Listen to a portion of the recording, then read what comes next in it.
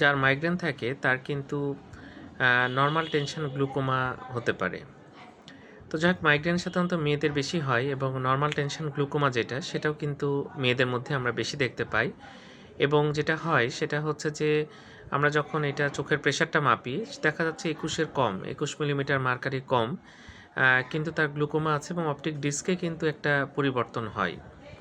তো এটার সমস্যা যেটা সেটা হচ্ছে যে এখান থেকে চোখ কিন্তু আস্তে আস্তে নষ্ট হয়ে যেতে পারে। সেই বিষয়টা কিন্তু আমাদের সবসময় মাথায় রাখতে হবে। নরমাল টেনশন গ্লুকোমা আমরা প্রেশার মেপে নরমাল পাচ্ছি চোখের ভিতরে ২১ মিলিমিটার মার্কারি কম।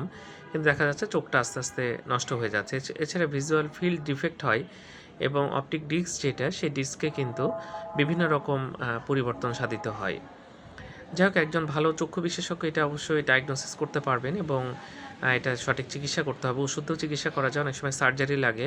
এটা একজন চক্ষু বিশেষজ্ঞ কীভাবে চিকিৎসা করবেন সেটা উনি ঠিক করবেন। ধন্যবাদ সবাইকে।